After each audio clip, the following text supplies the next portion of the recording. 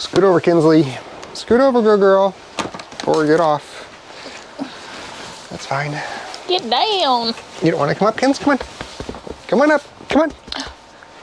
Nope. She's got to do a stretch first, and then, nope, she's got to go find something to put in her mouth. Now I have the hiccuppers. You got the hiccups? I just did, yeah. Hopefully it's not a long version of them. Hello. Hi, how are you? Tired. Hello. Hello, hello. Well, big news today. Some big news today.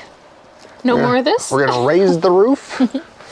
The ceiling is done. Woo-woo. Jim and I finished the ceiling today. Without any assistance from me. He said it looked good when he came in. It did. He gave positive encouragement. Positive reinforcement. Mm-hmm. Yes, so Jim offered to help in exchange for help with a project at his place, late winter, early spring. And so in a couple months, I will be heading over there to help with that project. 4 or 5 days to help them with whatever they need help with. Yep. Yeah. So that was huge for him to offer and very much appreciated. Yes. And very much needed. very, very much needed. Yes. Yeah. Not only the work that he did, but the knowledge that he brought with it. Yeah. About, various things with it. So it's done, which is awesome. It looks really good. You guys will see it in a video that won't be out until a little bit late next week, probably like Tuesday or Wednesday of next week. You guys are seeing this on Friday. But I do have a video coming out probably the day you're watching this, where Katie and I finished the first row, the hardest row, where we correct my failure and we get that fixed. So yeah. One row in about the time that you guys did about 8 or 9 rows. Yeah, but the first row was really hard. I mean, even Jim and I, it took about 4 or 5 hours for us to get the first row. Oh wow, okay. Yeah, I don't feel as bad then. No, it's just a lot of maybe 3 or 4 hours, but still, yeah. So it looks really good. I really like it. Yeah. And it's a very unique color. It is a unique color. Every time and all the kind of the different patchwork of the colors and the grains and stuff makes everything just kind of flow into each other. Yeah. And you don't notice some of those hard transitions. Even the one that was really bothering us on the first row, I think it's starting to mellow out compared to what you're seeing. Well, I think it is. So, you coming up, Kins? It's still real dark. Hey. But is this what we're doing? I mean, it is still real dark, but yeah. So tomorrow I'm going to start sorting the boards for the beam and seeing if I can start getting them prepped, cleaned, and going. We have 2 days of sun, and then we have 1 day of potential rain. So I'll see what's going on here. What are we doing? She's like, I love you, Dad. Yeah. Yeah, so that was awesome. It was really good. Really, really good. We were 2 boards away from being done at the very top. It was about 2:30, 3 o'clock. And I was like, well, Jim, how about we just call it a day and we'll come back tomorrow and finish this up. And he turns and looks at me like, no. He's like, are you being, like, what? No, I won't come back to... And I'm like, Jim, I'm joking. He goes, oh, okay, good. I wasn't sure. I was gauging whether or not. Like, no, let's get these boards up and let's be done with this. Yeah, and as everyone who has chickens this time of year knows, that they're molting and very, very little egg laying is happening. Kenzie, I don't know what's going on. Come on, let's go up. With the, days. Come on, up. There you go. Being shorter and it getting darker, and then the fact that a lot of most hens that are over a year old are probably molting. This looks super comfy. And so Nate's like, hey, do you have any eggs we can send with Jim? And I'm like, I don't know. I don't know if we have any eggs or not. So I went and checked, and I was so excited. I was able to wrangle a dozen of them. And on my way back, I'm sorry, Kinsley. I'm sorry. You're in her way. There we go. We're good. We made this work. This is her spot. On my way back down, I dropped the carton and broke 7 of them. So I came in and I was like, I found you a dozen, but I think I'm giving you 3 or 4. Sorry. Well, I sent him along with a goose egg too. Oh, good. Yeah, I was going to suggest geese eggs because those I know are fresh and they're laying. But yeah, I was so bummed. I had found, 12 eggs I went to 4, 5, 6, 7, 9 coops, and I found 12 eggs. Yeah. It's crazy. Like 6 months ago, we were getting 5 dozen. So. Well, we know where about 7 of those eggs went. Yeah. Well, they wouldn't have been fresh. No. Nate, as he was letting Jim out today, said, "Katie, come here." Well, I drove past. I went down the driveway with the tricycle to open the gate for him. And as I was going down, I saw a hen laying down like she was squatting, like she was covering something right at the edge of the driveway. So then when I came back up, she was done squatting and there were 7 chicks, day-old chicks. Yeah, just hatched. Just hatched chicks that she was squatting on, and they were running around now. So I was like, Katie, come here. And she's like, what the heck? Where did you come from? So it was one of our new hens. Yeah, it's one of found a stash somewhere and laid.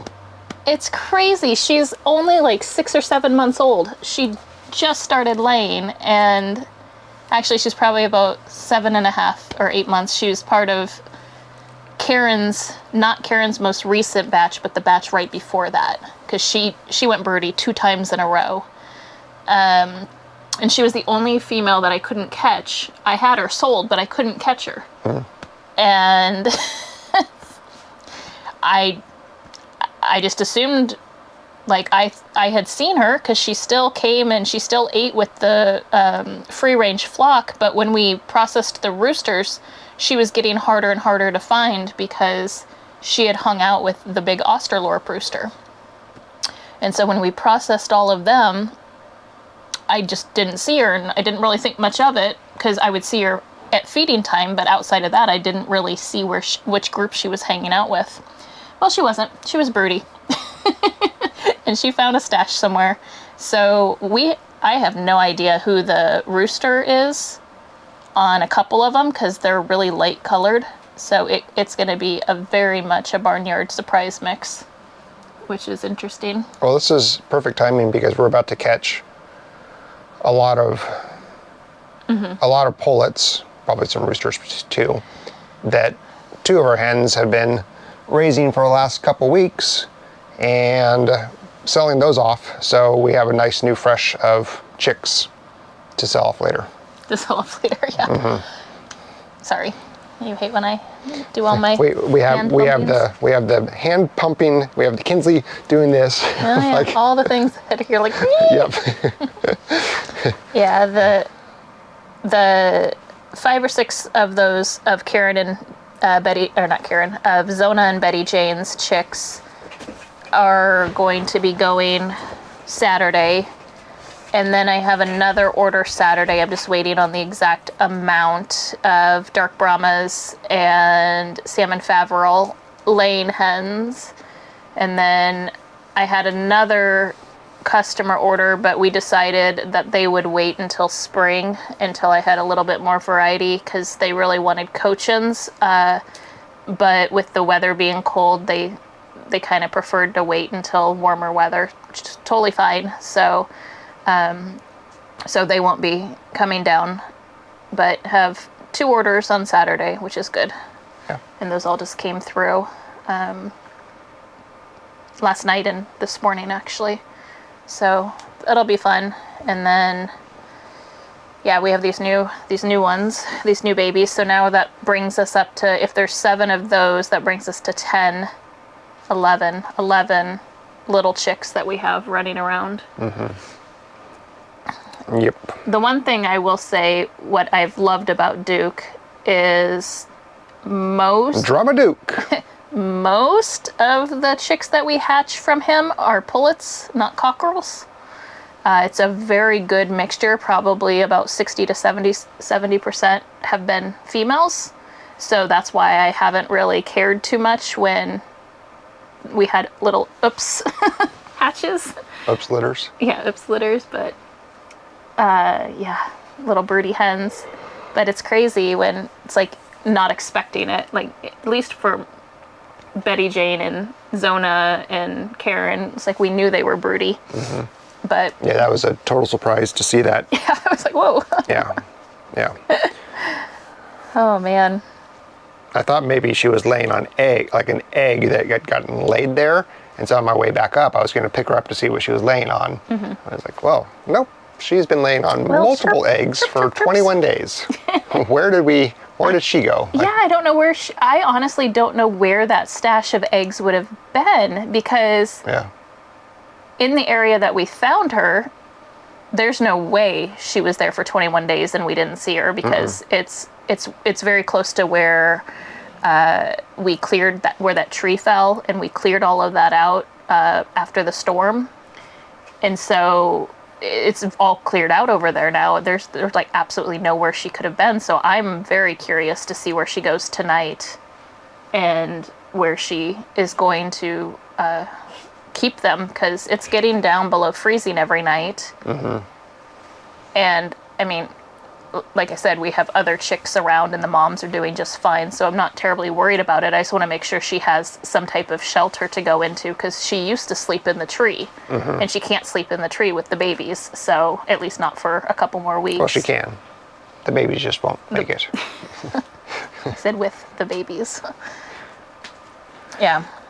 And then another crazy thing happened today with chickens. The roosters, 2 of my cochins got into a huge fight, and they really hurt each other. A very bloody fight. It was very bad. Between a fence. Yeah, netting. One was inside the netting and one was outside of the netting. And when I went to go get eggs for Jim, I noticed that they were arguing, so I broke it up and I made the one that was outside the netting go back to where he normally is, because he's the rooster that hangs out with the girls that keep getting out, that we talked about the other night. By the barn. And so yeah, we were just, I just was like, they should be fine. I don't know why they're fighting. They literally have grown up next to each other. The black one has been a free range coach in his entire life. He was raised by one of the hens that he now hangs out with. But they'd never had issues before. And cochins are typically super gentle. Well, we came back up after I got off work, and I was needing to take some pictures of some of the chickens for a customer. And so I went up there, and I noticed that the rooster inside the netting was laying on the netting. And I was like, well, that's weird. And then I realized, oh my gosh, his leg must be stuck, or somehow he got himself tangled in the net. And I go over to him, and his comb's all beat up, his wattles are all beat up, and he has a little bit of blood on his chest. And I was like, oh my goodness. And then his leg was stuck in the net. And so I picked him up, and Nate helped me unwrap his leg, which took a while. He was really wrapped in there. Because they jump and try to attack. Then kick, yeah. And then they get through the net, and then they get tangled into it, and then they try to jump around and they twist, and it gets there's all no way sorts out. of, it gets all sorts of crazy. And then at the same time that I'm realizing that he's injured, or right before that, Nate was like, oh my gosh, one of the roosters, what happened? And he said he looked like he got attacked. And then when I saw which rooster it was, I knew exactly that it was them fighting through the fence. So I'll have to figure out a different situation, or like figure out if I need to put him somewhere. So I've got blue coat all over me, because sprayed them down to make sure that they were okay with their injuries. They seem fine. It's just they bleed a lot when they get the comb and stuff. So it's like getting nicked in the ear. It just bleeds a lot. Yeah, it's pretty crazy. So made sure they were okay. And then as soon as we let the big Brahma, I'm sorry, not Brahma, Cochin go, he went straight over to the food where I had fed them all earlier, and he just starts eating like nothing's like nothing's wrong, which is good. So sometimes with chickens it looks a lot worse than it is. But man, that was crazy. I haven't had that happen before. Like, we haven't had roosters fighting ever that bad. I think one time back when we had Richard, that was the only time we ever had an issue with roosters actually getting into it. And we've had more roosters than are necessary for a really long time. Yeah. Anyway, but yeah.